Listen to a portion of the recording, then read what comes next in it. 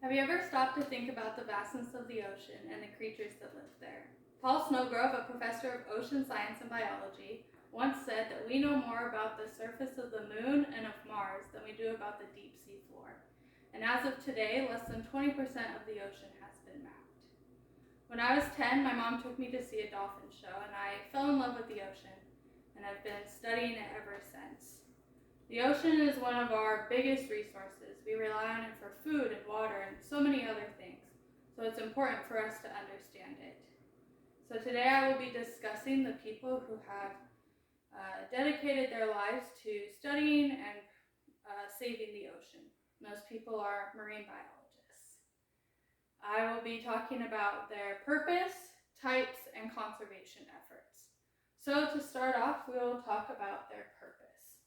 Marine biologists have many purposes, one of which is to do research. And they do this in many ways, but one way is through tagging animals. And they go out to sea and place trackers on the animals that can provide valuable information for other research and for other experiments.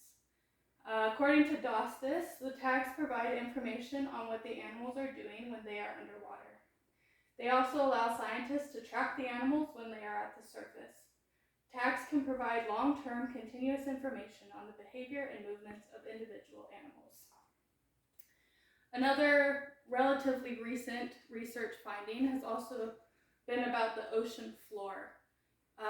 In 1960, a man named Jacques Piccard and Don Walsh built a submarine, and they went out to the Mariana Trench, which is the deepest trench in the earth, and they dived down 35,800 feet.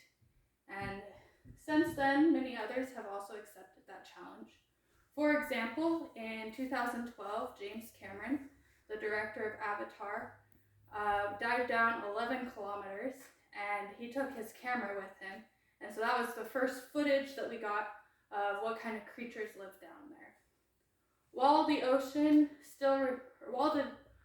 floor still remains a mystery for most marine biologists, that doesn't stop them from continually uncovering those mysteries and progressing forward.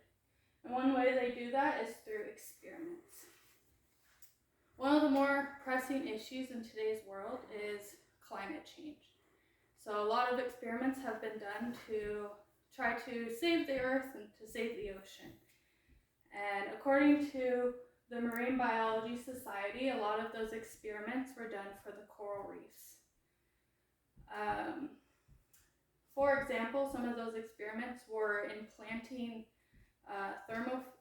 thermal extremophiles, which are tiny microorganisms, and they placed them on the coral to see if they could trick the coral into thinking it was warmer and maybe save itself. And in another experiment, they placed speakers around the coral and played healthy ocean sounds to see, again, if they could trick the coral into thinking it was in a healthy environment and then heal itself. Both of those experiments are fairly new, so there's not a whole lot of results from it, but it's still cool and interesting to think about the potential of saving the coral reefs. Another interesting experiment was done for coastal erosion. So according to the Journal of Environment, the scientists created a virtual reality environment and tested different scenarios about like natural erosion versus man-made erosion, and to see how the coastlines would be affected over time. So now that we know a little bit about their purpose, we can focus on their types and the things that they do. So one of the coolest things they do, in my opinion, is rescue and rehabilitate animals.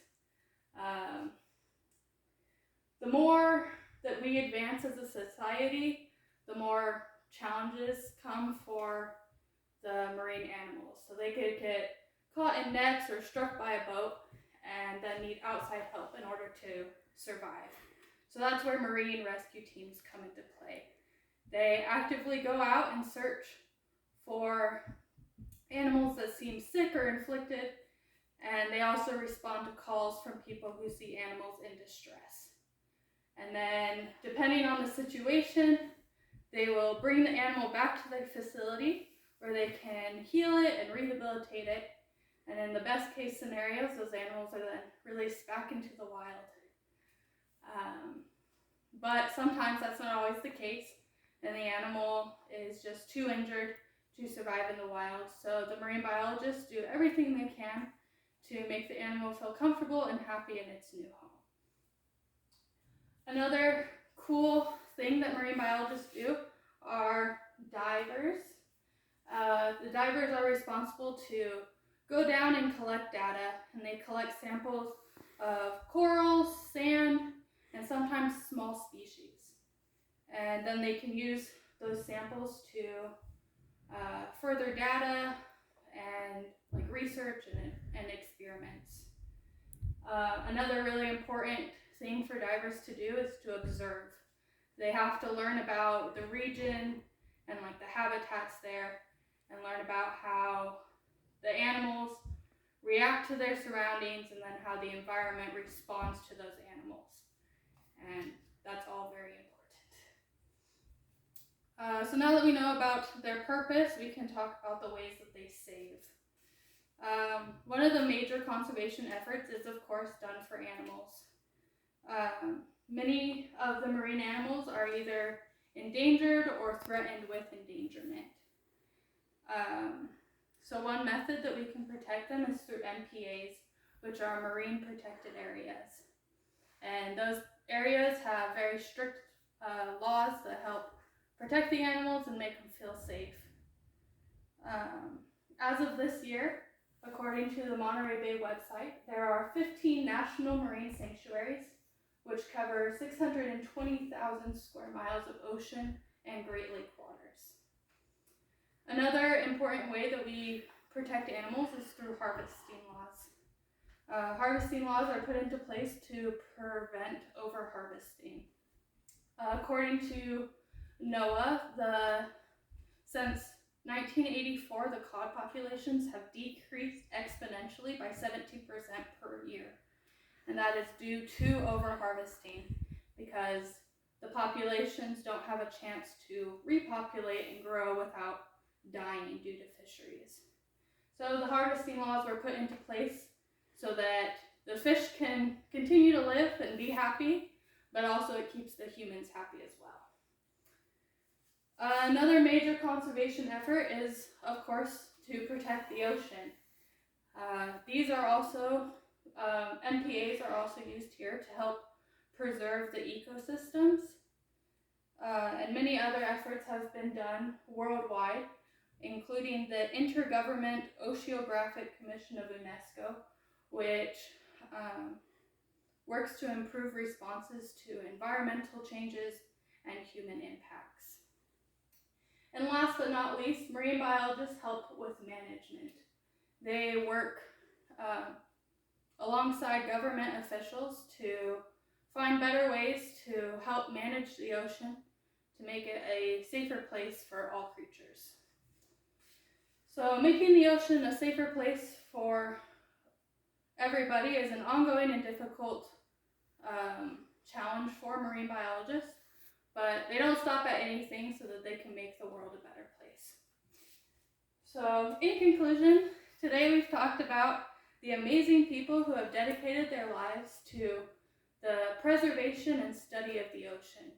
We have talked about their purposes, types, and conservation efforts.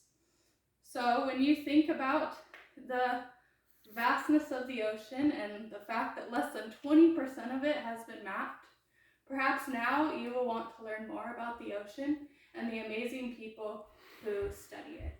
So, thank you.